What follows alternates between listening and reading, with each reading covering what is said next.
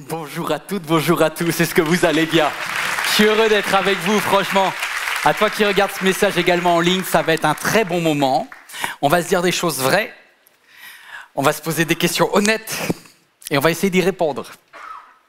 Et souvent, quand on a un tout petit peu plus de temps dans notre vie, je ne sais pas si quelqu'un a une période où il y a un peu moins d'activité dans ton entreprise, où tu as peut-être quelques jours de vacances de repos, tu te dis impeccable, je vais faire un break. Et quand tu fais comme ça une période un peu plus calme, ton cerveau, lui, ne s'arrête pas. Ton cerveau, il continue, et si jamais il a moins de grains à moudre, il va avoir tendance à te faire te poser des questions que tu ne te posais plus depuis longtemps, des questions un peu plus existentielles, des questions sur ta vie, du genre « Est-ce que la vie que tu vis aujourd'hui, c'est celle que tu voulais quand tu avais 18 ans ?» Ou des questions du genre « Ah, j'ai vu un post sur Facebook, sur Instagram, sur TikTok, je sais pas, cette personne-là, ah, dis donc, quand j'étais au lycée, on était proches, et qu'est-ce qui serait passé si jamais je m'étais engagé sentimentalement avec cette personne ?» Mais bon, c'est juste les vacances, en fait, tu as du temps sur des réseaux.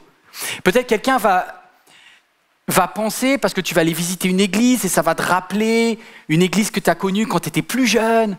C'est les mêmes cantiques qu'avant et tu dis « Oh là là, oh, c'était mieux avant, dis donc, hein, le bon vieux temps. » Peut-être quelqu'un se dit « Aujourd'hui, je n'arrive plus à faire les choses que je fais parce que j'ai cet handicap physique. Je ne sais pas pourquoi Dieu a permis que j'ai ce problème-là. Mais je suis presque en colère ou amer de ne pas pouvoir retrouver la vie que j'avais avant, d'un point de vue physique, tout ce que je pouvais faire. » Et peut-être quelqu'un a été victime d'un abus, il dit « Qu'est-ce qui se serait passé si jamais… » Toi, tu penses trop. Qu'est-ce qui serait passé si jamais je n'avais pas vécu ça, etc. Alors, je fais une pause ici, regarde-moi bien, vous qui êtes en salle ou toi qui êtes devant ton écran. Je vais vous poser une question qui va sembler déconnectée. Vous êtes prêts? Mais tout est lié. La question suivante vous est proposée. Qu'est-ce qui, selon toi, caractérise quelqu'un de mature spirituellement?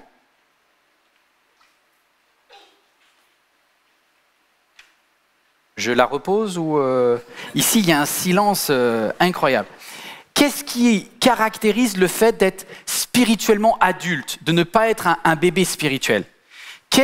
On peut faire un peu d'interactivité, toi qui es devant ton écran, tu peux même écrire des choses si tu veux, mais dites-moi, qu'est-ce qui, selon vous, serait une preuve du fait que vous êtes devenu un adulte spirituellement mature? Donnez-moi une ou deux idées. Allez-y, allez-y. Je vais les répéter très fort et puis on ne saura pas que c'est vous qui avez donné l'idée. Allez-y. Ouais, la paix, c'est abstrait, hein. Il y a des gens, ils sont stressés toute leur vie avec ou sans. La relation avec Dieu, c'est pareil. Alors, attends, je vais essayer de commenter à chaque fois. La relation avec Dieu, c'est difficile à établir parce que quelqu'un va dire bah, « moi j'ai une relation avec Dieu », tout le monde va avoir l'impression d'en avoir peut-être. Donc, c'est difficile à juger. Quoi d'autre? J'ai pas entendu. La repentance. Ben, il y en a, ils se repentent tous les jours. Et ils ont besoin. Il y en a d'autres qui se repentent tous les jours et on ne sait pas pourquoi. C'est abstrait aussi, parce qu'on n'a pas tous la même conviction de péché, on est des êtres différents. Qu'est-ce qui est pareil pour tout le monde? Il y a quelqu'un qui a dit les galères. Oui, mais les galères, c'est pas la preuve que tu es mature, c'est la preuve que tu galères. Alors, je vais vous aider, Il y a un verset de la Bible. Même pas la patience. La patience, c'est intelligent, mais c'est pas vrai. Parce qu'il y a des gens, ils sont patients de nature, alors d'autres comme moi, ils le sont jamais. Juste une chose. C'est l'apôtre Paul, dans l'épître aux Philippiens, alors qu'il vient de vivre des années cauchemardesques.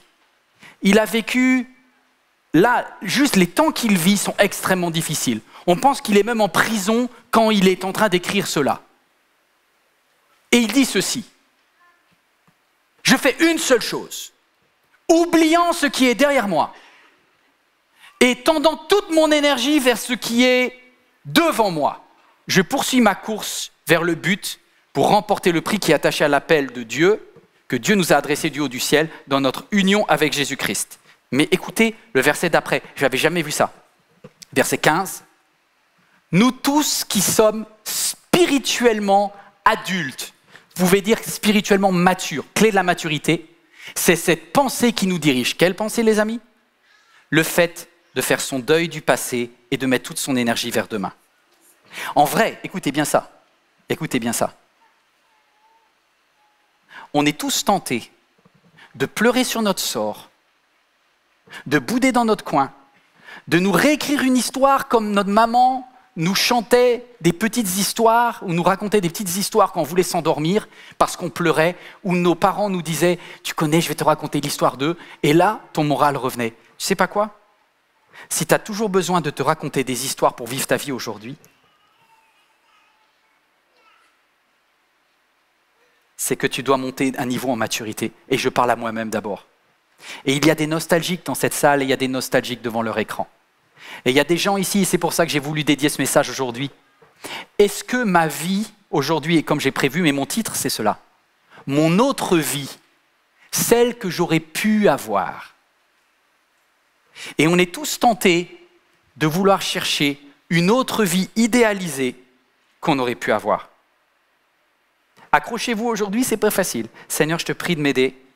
Je prie pour quelqu'un qui aujourd'hui est embrumé dans sa tête, a des émotions en vrac, qui repense au passé, à qui elle a été, qui il a été, les choses qu'il ne peut plus faire, les personnes qui sont plus là et qui vivent dans le passé. Père, que ce message soit libérateur, non pas parce que notre cerveau est touché, mais parce que ton esprit vient en nous, nous donner la capacité de nous projeter vers l'avenir. Seigneur, parle à quelqu'un au travers de ce qui va être dit maintenant, au nom de Jésus, Amen. Amen. Dis à ton voisin, c'est pour toi. C'est pour toi. Moi, je ne suis pas concerné, mais toi, alors là, toi, tu as des gros problèmes dans ta vie. Comme ça, tout le monde est décomplexé. Allez, on est parti. Et vous savez pas quoi ? À la base, l'histoire que je vais voir avec vous est écrite pour cela. Alors, on va partir de la fin et on va faire un flashback. La fin, c'est quoi ? Je vous donne la situation en 2 mots. Le roi David n'est pas encore roi. Il est sur le point, à 35 ans, de vivre enfin la bénédiction que Dieu lui avait promise lorsqu'il avait 15 ans.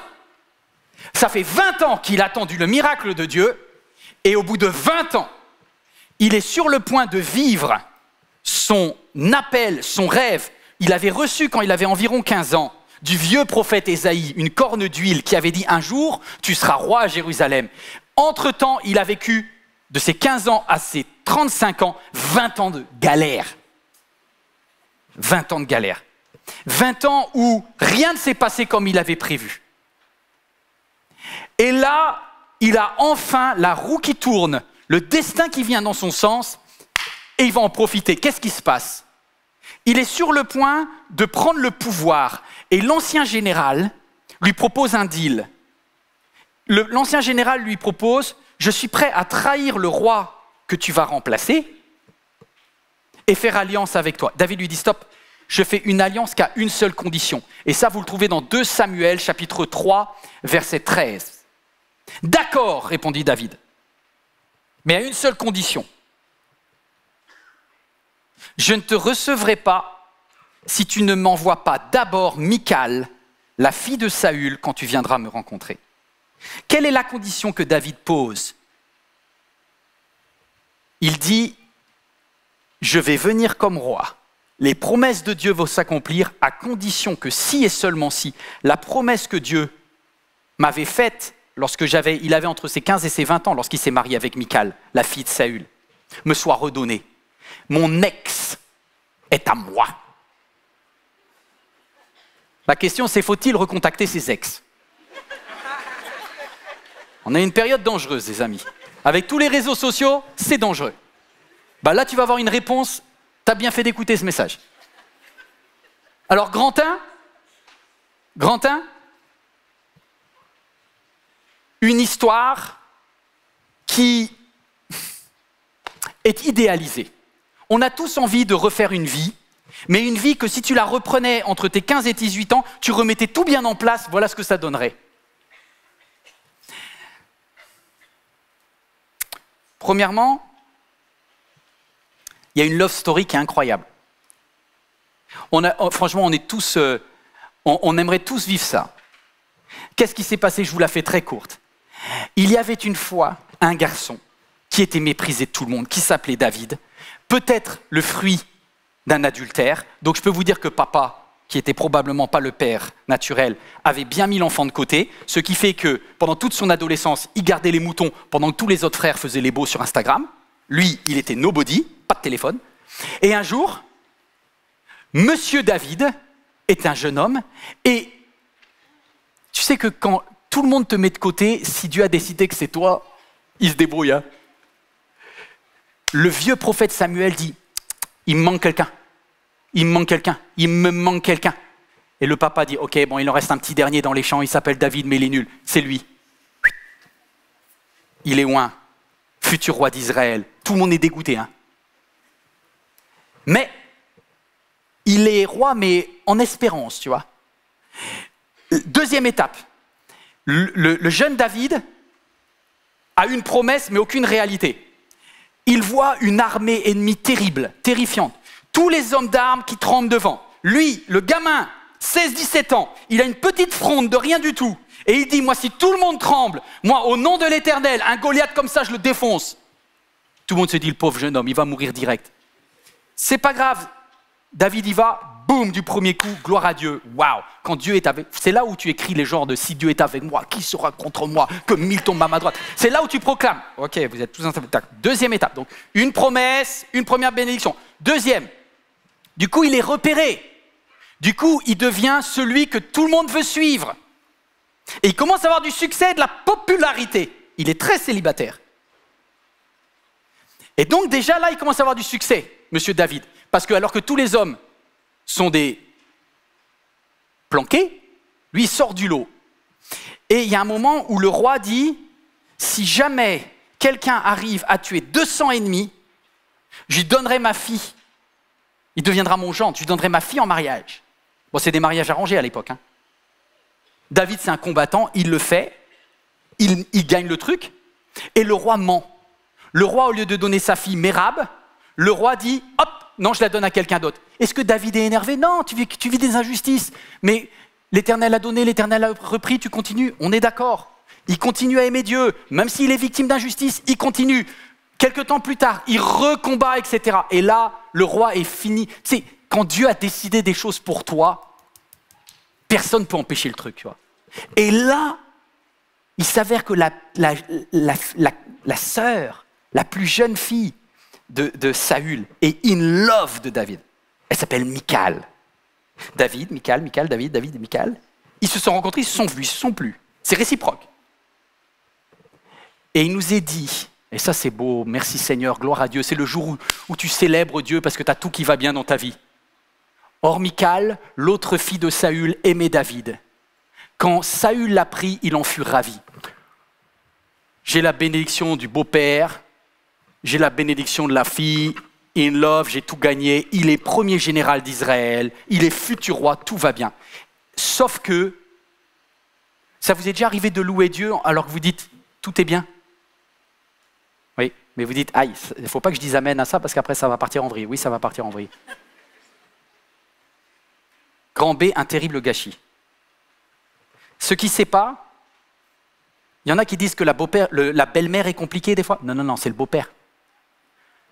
Le beau-père, c'est Saül, et Saül, c'est un pervers narcissique. C'est un gars qui est profondément, mais c'est plus que de la jalousie, c'est une jalousie maladive. Et quand il voit le succès de son gendre, le jeune David qui a moins de 20 ans, qui est général, qui a du succès, qui est marié avec sa fille Michal, il cherche à l'assassiner. C'est un truc de fou quand même. C'est un truc de fou. Mais Dieu, tu fais quoi? Dieu fait rien. Dieu fait rien. Et Saül fait une première tentative, David esquive. Deuxième tentative, David esquive. David se dit, waouh, le beau-père, il a un grain quand même. Mais on reste. J'ai un mariage, j'ai un job, j'ai tout, je reste. Et là, un soir, le roi, Saül, fait envoyer un assassin pour lui couper la tête la nuit. Michal, la fille de papa, hein, elle connaît le vieux, comment il est fou là. Et elle dit à son homme, chéri, si tu ne sors pas de notre maison, tu meurs. Et là, c'est Roméo et Juliette l'histoire. Hein. Elle balance une corde, son chéri, il descend par la corde. Il lui fait un smack, mais merveilleux. Love, love, love. Il lui dit, on se revoit demain. Ils se reverront dans 15 ans. 15 ans. Vous avez entendu là? 15 ans. Il a à peu près 20 ans quand il descend de la fenêtre. Il reverra Michal à 35 ans. Là, il y a quelqu'un qui me dit, ok, je ne comprends pas. Il y a Dieu qui prépare des choses. Je fais tout bien. Il n'a pas péché, David, hein. Il a fait tout bien. Il a une femme, il a un couple qui est solide. Les deux sont amoureux. Les deux sont amoureux. Le couple fonctionne. Il y a un tordu qui vient et qui va tout casser. Pourquoi? Pourquoi? Les années passent. 15 ans plus tard, David a la possibilité de reprendre ce que son beau-père lui avait volé. Et là, il lui suffit de recontacter son ex. Alors David va demander au général de chez Saül, « Je suis d'accord de faire de la paix avec toi, mais à une seule condition, que tu me rendes ma première femme, Michal. J'ai jamais fait mon deuil de cette femme-là. » Et je sais qu'il y a quelqu'un qui est en train de regarder ce message et qui, c'est peut-être pas sur une histoire d'amour que tu n'arrives pas à passer. C'est peut-être sur une église que tu as tellement idéalisée, dans laquelle il y avait les plus beaux cantiques. Quand tu étais dans cette église, là, tu te sentais bien. Les gens te disaient bonjour. Dans cette église, tu servais Dieu avec passion. Dans cette église. Et aujourd'hui, tu dis, je ressens plus ça. Ouais, j'ai envie de retourner. Mais tu n'arrives pas à la retrouver. Peut-être pour quelqu'un, c'est une ville, c'est un village, c'est un lieu. Aujourd'hui, tu es là où... Ouais, d'accord. Tu es dans tes 35 mètres carrés là. Tu dis, ouais, c'est franchement, à mon âge, d'être dans un appartement comme ça. Et tu es nostalgique terrible du passé en disant, mais à l'époque, j'avais la maison, il y avait les mangues, il y avait les fruits, peut-être là-bas, il y avait de l'herbe, tu étais tranquille, pas de pollution. Et là, tu dis, mais qu'est-ce que je fais ici? Et toi aussi, tu as envie de recontacter, non pas tes ex en termes de sentimental, mais c'est quand même des sentiments. Des amis passés. Est-ce qu'il y a quelqu'un qui s'est posé cette question? Dieu, faut-il que j'accepte ce gâchis? Et ça, c'est une question légitime. La question, elle est légitime. C'est de se dire, étant donné que c'était pas de ma faute, je vois pas pourquoi je vais m'empêcher de la faire revenir. Enfin, objectivement, David a le droit de faire revenir Michal, d'accord? Il a le droit. C'était sa femme, non? Vous dites, mais pasteur, c'est quoi le problème? Le problème, c'est que Michal, elle s'est remariée. Elle a été remariée de force. Tu le vois dans 2 Samuel. Elle a été remariée de force par son père à un certain Paltiel. Vous êtes toujours là ou pas? Et maintenant, elle est mariée et elle a un enfant. Selon la tradition juive, elle a un enfant qui s'appelle Itréam. C'est un petit garçon, super. Et sa vie, là, elle est équilibrée. Et David, toi, tu n'as rien fait pendant ce temps-là? Ah, si. Le célibat, c'est dur. Si, il s'est aussi remarié. Ah, oui. Ah, mais 15 ans, les amis, 15 ans. Oh. Bon, il n'a pas perdu son temps, David. Hein. Parce que dès la première année, il a trouvé la copine d'enfance. Tu sais, la gentille copine que tu n'étais pas vraiment amoureux, mais elle est toujours là et elle est disponible. Ahinoam de Jisréel. Jisréel, c'est le village d'à côté. Finalement, les années passant, pourquoi pas? Ahinoam. Mais bon, un jour, David, lorsqu'il était vagabond là, il arrive chez un fou, un homme violent, Nabal, qui frappait sa femme, qui poussait des colères pas possibles. David, il dit, cette pauvre femme quand même, elle est victime d'un mari abusif là. Le mari, il meurt.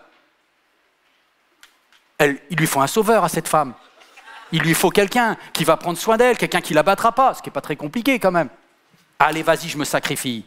Et hop, vous allez me dire, ça fait 2. Non, ça fait 3, parce qu'il y avait Michal d'abord. Donc ça fait Michal, Ahinoam et Abigail. Ça commence à faire du monde, hein?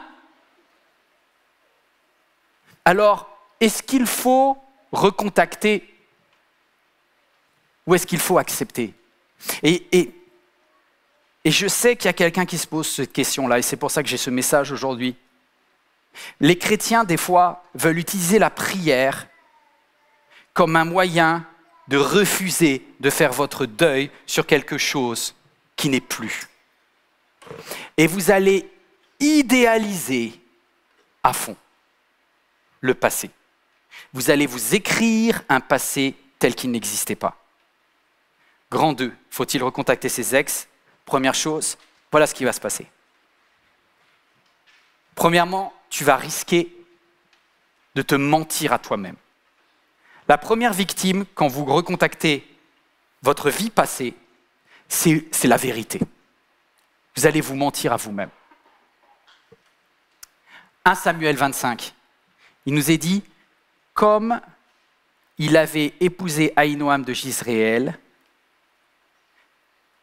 il les eut toutes les deux pour femmes. Juste une information. Cette phrase-là arrive au verset 43. Et c'est au verset 44 que l'on voit que Saül a donné Michal à un autre. Donc je ne sais pas lequel des deux est parti dans une deuxième union avant l'autre. Okay, ça ne me regarde pas, la Bible n'est pas claire, je ne suis pas sûr que ce soit chronologique. Mais bon, bref, c'est un peu moins clair que prévu. Deuxième chose. Au début, tu peux te dire, oui, mais pasteur, vous ne pouvez pas comprendre, j'avais eu un signe de Dieu. J'avais eu un signe dans cette église, dans ce travail, dans ce job, c'était Dieu qui me l'avait donné. D'accord, c'était Dieu. Donc Michal, c'était Dieu. Ok, attends-moi. Michal, c'était, oui, c'était Dieu, j'avais eu un signe. Parce qu'en vrai, j'aurais dû épouser sa sœur aînée, mais finalement, Dieu, il a permis que Attends, c'est Dieu ou c'est Saül qui était dingue qui a fait le plan, là? Tu vois, il y a des moments où il y a des signes. Après coup, je ne suis pas sûr que ça soit vraiment si clair. Bon, je ne vous ai pas convaincu, on continue. Vous allez me dire, mais pasteur, j'étais tellement in love. Elle était folle de moi. Michal, là, elle était folle de moi. Je ne suis pas sûr. Parce que si elle était si folle que toi, elle serait descendue de la maison aussi. Elle aurait pris la corde aussi. Hein. Je veux dire, pourquoi elle est restée là-haut? Parce qu'elle aimait bien quand même son confort de princesse, la demoiselle. Hein. Enfin, la dame, parce qu'elle était mariée. Donc il y a un moment où je veux bien croire que c'était l'amour fou, mais tu as oublié toutes les fois où vous étiez en train de vous crier dessus quand même. Hein. Et tu as oublié qu'en vrai, le jour où elle pouvait être avec toi, elle n'a pas choisi. Personne qui dit amen. Si ça parle à quelqu'un, je suis tellement désolé. Oh, s'il y a un David dans la salle ou devant son écran, une Michal, je suis tellement confus. C'est juste la Bible. Bref, elle n'a pas bougé. Et lui, là, c'est comme s'il s'est consolé de sa blessure narcissique, de sa frustration légitime, hein, dans les bras d'une femme, 2 femmes, etc. Mais il a un vide dans son cœur.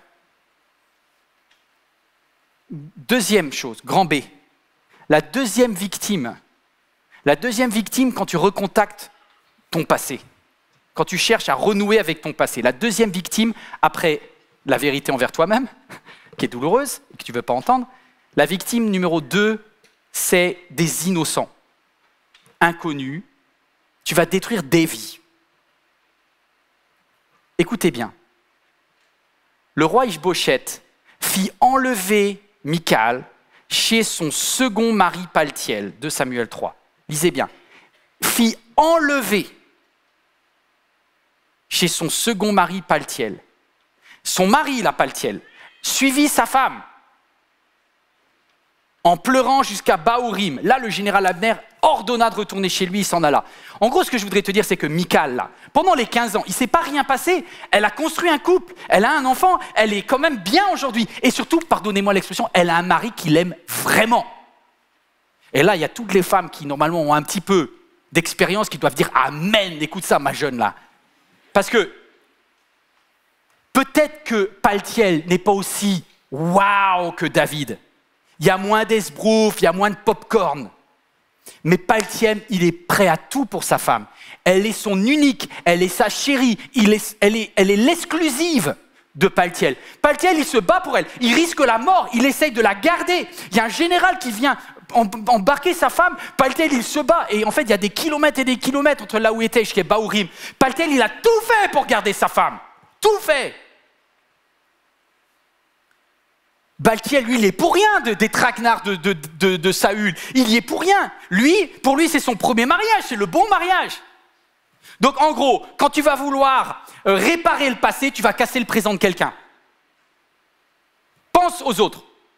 Et pas que à toi. Ouais, mais pasteur, c'est légitime, c'est moi. Arrête les moi, pense aux autres aussi. Tu aimeras ton prochain comme toi-même. Si ça défonce la vie de quelqu'un d'autre, ne le fais pas. Je savais que vous ne diriez pas amen, mais j'ai encore un mot à vous dire. Non, c'est pas grave. Vous ne pouvez pas vous faire justice comme ça. C'est mon droit, c'est mon droit. Troisième chose, troisième personne que tu vas détruire. Après la vérité, après des innocents, des tiers, tu risques d'abîmer la personne que tu as aimée. Et si ce n'est pas une personne, si c'est une église, si c'est un travail, si c'est une ville, tu risques de faire du mal à pourtant quelque chose que tu aimes. Je vais t'expliquer pourquoi.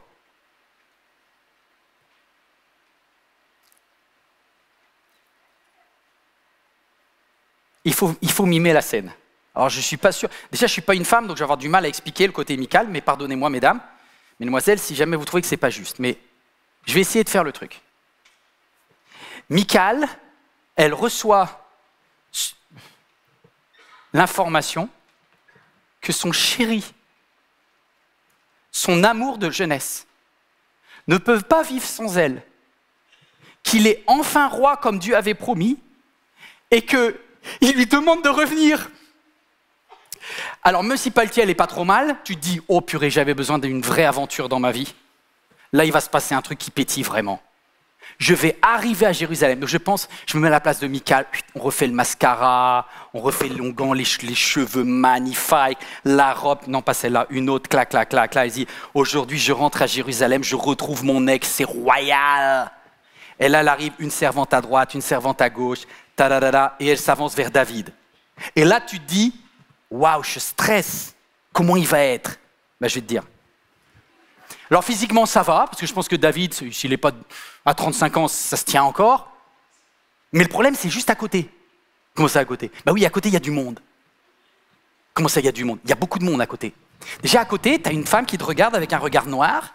Elle s'appelle Ahinoam de Jizréel, et elle dit, punaise, elle va me piquer mon mec. Après, tu en as une autre à côté, Abigail, Carmel. Non, mais tu ne crois pas qu'il y a déjà assez de monde dans cette famille? Et derrière, parce que David a eu besoin de gagner un royaume entre-temps, il a pris une certaine Maca. Donc déjà, il y a 3 femmes, plus les bambins.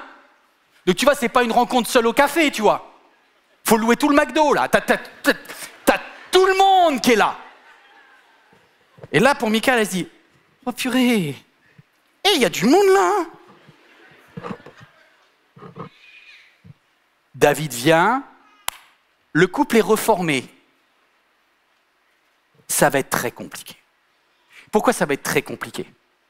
Parce qu'il y a 2 personnes qui n'ont pas fait le deuil du passé et qui, entre-temps, ont rajouté beaucoup de complexité dans leur vie. Sauf qu'ils veulent à tout prix faire comme si ils revivaient leurs 20 ans. Ça n'existe pas. Et c'est un vrai problème de maturité. Et qu'est-ce qui se passe quand 2 gamins se remarient? Eh bien, on a une attitude de gamin. Et le drame, c'est que ça finit mal, cette histoire. Parce qu'un jour, Michal est à la fenêtre, elle est au palais. Elle avait connu le palais quand elle était jeune, elle a retrouvé le palais. Elle a l'argent, elle a le fric, elle a la carrière. Et normalement, c'est même elle, la femme du roi. Sauf qu'il y en a plein d'autres, mais bon. Et un jour, son homme, son David, son premier amour, vit le meilleur moment de sa vie à lui. Vous savez pas quoi? Dans la checklist de David, vous savez que tous les hommes, on a un peu des rêves qu'on veut valider, tu sais, check, valider. Ça marche jamais, mais c'est pas grave. Valider. Tuer Goliath, validé. Devenir roi d'Israël, validé. Récupérer mon ex, validé. Il lui reste une dernière validation. La dernière validation de David, qui est très importante, c'est retrouver l'arche de l'alliance et la gloire de l'Éternel. Alors là c'est bon. Parce que ça veut dire que tout est fait. Le programme, les promesses de Dieu qu'il a vues en jeûne et prière avant s'accomplissent. il arrive ce jour-là, il y a 4 hommes qui portent l'arche de l'Alliance, il est en train de danser devant l'Éternel. Bon, il fait un peu chaud, il a enlevé la veste et tout, certains disent que même elle pense qu'il est à moitié nu, donc je pense qu'il ne devait pas être très habillé. Bref, mais c'est pas tant ça. C'est qu'elle voit son chéri là, en train de danser, à moitié à poil devant tout le monde là, et elle va, pardonnez-moi l'expression, péter un câble. Elle va exploser. Elle va exploser. Et là, j'en appelle à toute votre psychologie. Mes frères, écoutez, ça m'a demandé des années à essayer de comprendre pourquoi Michal a explosé. Alors j'ai entendu tellement de mauvaises prédications, pardonnez-moi, sans offense, j'étais un peu méchant, tellement de prédications incomplètes. Des prédications qui disent « Oui, quand tu te moques de la louange, elle ne s'est pas réjouie parce que l'arche de Dieu était là. » Rien à voir. Pardonnez-moi l'expression, elle n'en avait rien à voir de la présence de Dieu ou pas. C'était pas ça. Ce qu'elle regardait, c'est David. Alors pourquoi c'est David ? Parce qu'à côté de David, qui était en train de danser avec l'arche de l'Éternel, 35 ans, roi d'Israël au sommet de sa gloire, elle l'a vu super heureux et à côté, qu'est-ce qu'elle a vu ? Toutes les midinettes, les filles de 18 ans là, avec la jupe comme ça, là, en train de dire « Oh, il a tombé par terre, le roi. » Et elle a vu toutes les femmes autour. Et vous savez ce qui l'a mis le plus en colère ? C'est que je pensais qu'elle s'est revue dans ses midinettes. Elle a revu ses 18 ans. Elle a revu qui elle était lorsqu'elle était folle d'amour pour David. Et elle dit, mais j'étais débile de l'avoir aimé lui. Mais pourquoi je l'ai aimé à 18 ans ? Parce que ça m'a mis ma vie en vrac. Et en fait, elle se projette dans le regard de ces femmes-là. Et elle dit, mais c'était moi quand j'avais 18 ans. Et en fait, elle est énervée contre David, mais la personne à qui elle pense, c'est elle-même en fait. Ça va la chercher à l'intérieur. Et elle va vomir sur David. Elle va dire, mais quelle honte pour le roi d'être comme ça à poil devant les femmes d'Israël. C'est ce qu'elle va lui dire. Mais véritablement, regardez en hébreu, c'est vraiment ce qu'elle dit. Mais qu'est-ce que tu fais là ? Ça n'a rien à voir avec la louange. Ça n'a rien à voir. C'est le fait qu'elle se retrouve. Elle est en colère contre son passé. Elle a tellement idéalisé cet homme. C'est qu'elle a envie de dire à la fille de 18 ans, là, qui est aguicheuse, elle va dire, ma chérie, là, mais tu sais même pas qui il est, lui. Mais si t'étais marié avec lui, mais comment tu te décristalliserais ? S'il y a un homme dans la salle, ou une femme dans la salle, ou devant son écran, arrête d'idéaliser les autres. Quand tu es vraiment avec une personne, tu connais ses défauts et ton regard change, point barre. L'amour, c'est pas les paillettes. L'amour, c'est pas les fantasmes. Il y a une grande différence entre aimer et être amoureux. Et là, elle est en colère. Elle est en colère contre lui, elle est en colère contre elle. Et j'ai mal parce qu'en plus, le verset d'après dit, à partir de ce jour-là, elle fut stérile. Ça veut dire quoi ? Ça veut dire qu'ils ont fait chambre à part et qu'en fait, le couple ne s'est jamais reconstruit en fait. Ce moment-là, David était vulnérable, c'était le plus beau jour de sa vie. Elle, c'était le pire jour de sa vie. Tous les deux, ils ont explosé en plein vol, comme 2 avions. Et ils se sont détestés à partir de ce jour-là. À partir de ce jour-là, David n'a plus jamais voulu avoir une relation avec Michal. Et à partir de ce jour-là, Michal était tellement blessée qu'elle dit, ce gars-là, c'est l'échec de ma vie. Comment c'est possible d'avoir autant aimé, d'avoir autant détesté ? Parce qu'il ne faut pas recontacter ses ex, mes amis. Il ne faut pas recontacter, revivre dans le passé. Et je parle aussi à des anciens, là. Une mamie, un papy. À 4 heures, là, autour d'une bonne tasse de thé, vous êtes là en disant « Ah, l'église avant !» « Oh, cette église, c'était là, aïe, aïe, aïe, aïe, aïe, et cette mission, oh, l'onction, c'est plus... Oh. Ah, moi, je vais au culte, mais je ne reçois plus rien. Hein. » Mais tu ne sais pas que Dieu fait encore des belles choses aujourd'hui ? Sauf que tu as tellement bugué sur ton passé que tu n'arrives plus à te réjouir des choses qui se passent. Il y a 500 baptêmes et tu n'arrives même pas à te réjouir. À l'époque, il y avait 5 baptêmes et tu faisais la fête. Maintenant, 500 baptêmes, tu dis, s'en fout. On ne s'en fout pas. Mes amis, oubliant ce qui est en arrière, je mets toute mon énergie pour regarder devant. Je dois vous quitter, les amis. Qu'est-ce qu'il faut faire ? Que faire ? Écoute bien ça. Remets Dieu au centre de toutes tes émotions. Je le redis. Remets Dieu au centre de toutes tes émotions. Quand tu as du temps et que ton cerveau commence à partir sur qu'est-ce que j'aurais pu vivre, tu vas te faire piéger là. Parce que tu es émotionnellement vulnérable. Et pour peu qu'il y ait un ex qui vient te dire en disant « Oh, mais j'ai l'impression que tu vas pas bien. Tu veux m'en parler ?» T'es cramé. T'es cramé. T'es cramé. Fais pas ça. Vous savez, il y a des moments où ta vie ne brille pas, t'as plus la pétillance qu'il y avait avant, ça s'appelle vieillir. Si tu veux la vie éternelle, c'est au ciel, d'accord? Donc tu as juste à demander à Dieu de mourir et ça peut se régler. Mais si jamais tu restes sur la terre, il y a des déceptions, ça fait partie de la terre. La terre, c'est des larmes et des deuils. D'accord? La vie éternelle, c'est après. Donc arrête de demander à Dieu de vivre la vie éternelle sur la terre avant que ça existe. Dieu a créé un système qu'il n'y a que la mort qui te fait rentrer dans la vie éternelle. Tu peux être con, tu peux... Ça, c'est comme ça. Qu'est-ce que ça veut dire remettre Dieu au centre de toutes tes émotions? C'est-à-dire que quand tu es tenté de regarder vers le passé,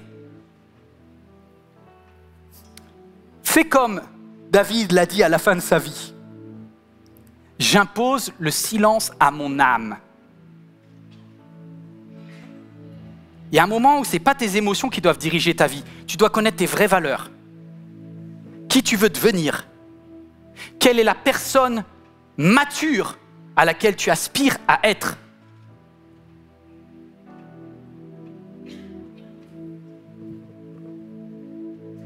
Et si ça va bien? Et si tu regardais les beautés, les bonnes choses, les belles personnes que Dieu a mises autour de toi? Et si tu mettais ton énergie là-dedans, plutôt que de regarder au passé à des gens qui ne sont pas récupérables? Tu sais, il y a un jour, je vous dis ceci, mais moi j'ai l'impression d'avoir été trop béni par Dieu. Dieu a checké toute ma liste. Alors tu vas me dire, ouais mais Yvan, mais quelle est ta légitimité pour dire cela? Ben, en fait, l'être humain il est bête.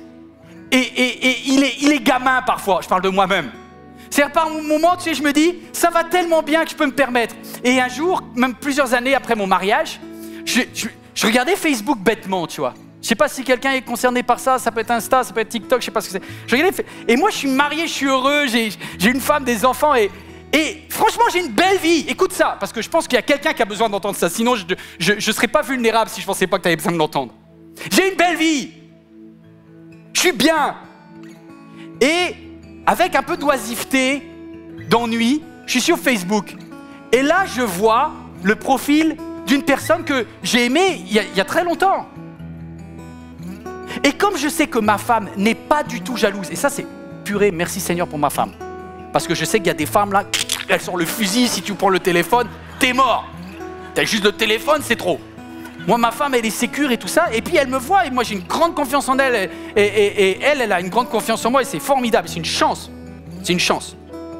Et du coup, ce jour-là, je suis en train de scroller sur ce réseau social, et je vois une personne pour qui j'avais eu des sentiments dans le passé, très forts, et elle aussi, je pense. Maintenant, j'ai un doute, comme Michael et de... Et je m'apprête à écrire quelque chose. Et elle me dit, à qui t'écris? Non mais je suis sécure quand même, hein. Si quelqu'un est dans cette situation, écoute bien. Qui t'écrit? Ben, je lui dis le nom. Elle me dit, non. Non, n'écris pas. Je dis, mais chérie, tu me fais pas confiance. Elle me dit, ça n'a rien à voir avec ça. Ça n'a rien à voir avec toi. T'es pas le centre du monde. Elle, là. Aujourd'hui, tu connais pas sa vie.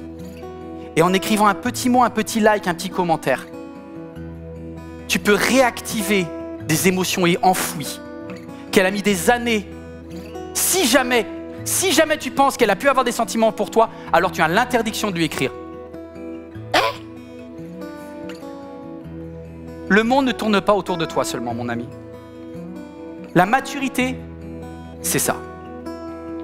Oubliant ce qui est en arrière, regardant devant. Je mets toute mon énergie. Écoute bien ça. Franchement, tu n'as pas assez d'énergie pour faire le passé et le futur. Vous avez déjà essayé de conduire une voiture avec un frein à main? Ça peut le faire, ça peut le faire. Ça va fumer. Ça va fumer. Tu mets le frein à main, c'est ce que tu es en train de faire dans ta vie. Et bien, tu sais pas quoi? Et bien, tu as la même conséquence. Tu es en fumée.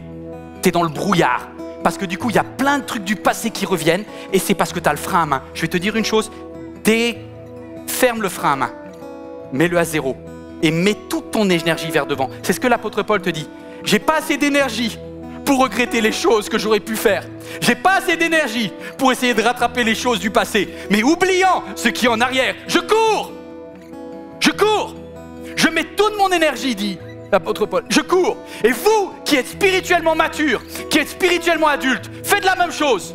C'est ce que l'apôtre Paul voulait te dire aujourd'hui. On va fermer les yeux ensemble. Il y a un objectif pour ta vie, c'est la maturité. Mais je voudrais te dire, le passé est passé. Dieu fait toutes choses belles en son temps.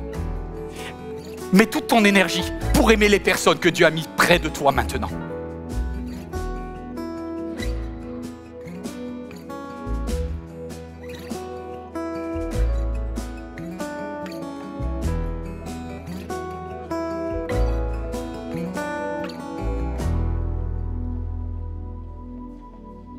J'ai décidé de ne plus reculer. Je suis venu déclarer le passé est passé en lui. Les choses ont changé. J'ai donné ma vie à Christ. J'ai décidé d'avancer.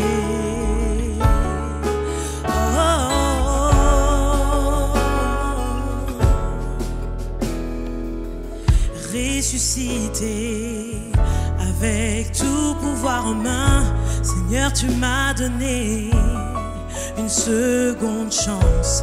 Alléluia, alléluia, yeah, yeah, yeah.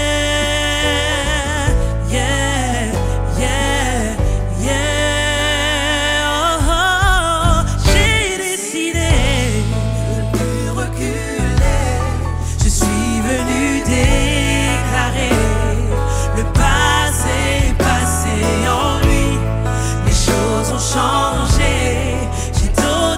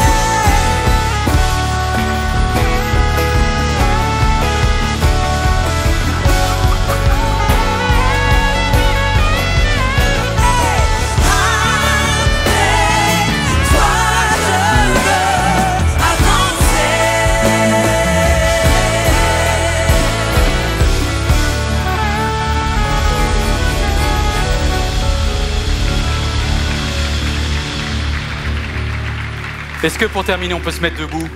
Toi qui es devant ton écran aussi, si Dieu t'a parlé. Mes amis, nos émotions sont fortes. Et pour amener toute pensée captive à l'obéissance de Christ, c'est pas facile. Et je prie pour toi et je veux qu'on termine en priant pour quelqu'un qui est déchiré en cet instant. Père, je te prie, parce que ce que je ne suis pas capable de faire, toi tu es capable de le faire.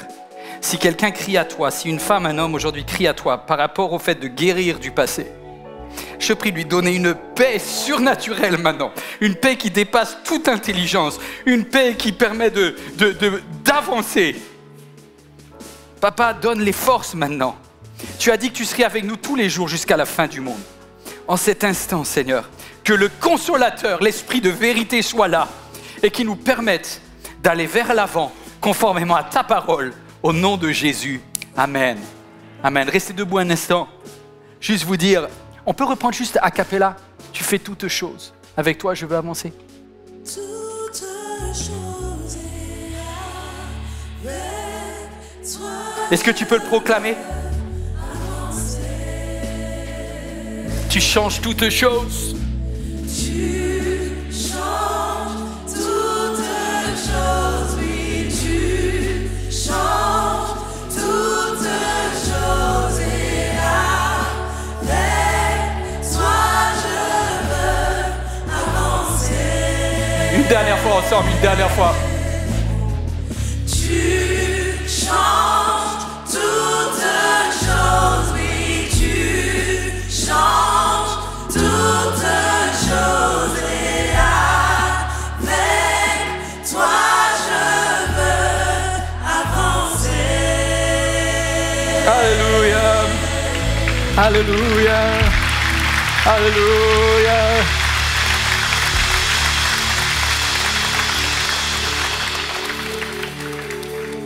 Quand j'étais un enfant, je pensais comme un enfant, mais Dieu m'appelle à la maturité et il t'appelle aussi à la maturité. Oubliant ce qui est en arrière, tu cours vers le devant. Mes amis, j'aurais voulu dire à David, qui était sur le point de faire cette bêtise wabicale, vous avez des belles choses devant vous, gâchez pas tout les amis. Dieu t'a béni et Dieu continuera à te bénir. Un jour, un petit Salomon naîtra. Il sera le plus grand roi d'Israël. Un jour de ta descendance viendra un certain Jésus-Christ. Il viendra, il sera le sauveur de l'humanité. Dieu n'a pas dit son dernier mot. Dieu n'a pas dit son dernier mot. Si quelqu'un a besoin de prière, vous pouvez écrire à prière@eglisemmlk.fr. Il y a toute une armée qui prie avec vous. Je remercie tous ceux et celles qui font partie des bénévoles de prière. On est avec toi. On sait qu'il y a des combats spirituels qu'il faut mener. On est avec toi dans la prière. On est avec toi. Je voudrais vous dire également, on ne pourra pas venir sur le devant aujourd'hui parce que c'est une journée très spéciale avec des blocages des rues, nous ici, en Ile-de-France. Mais priez, prenez un rendez-vous pastoral si vous en avez besoin. Vous qui êtes en ligne, écrivez prière@eglisemmlk.fr.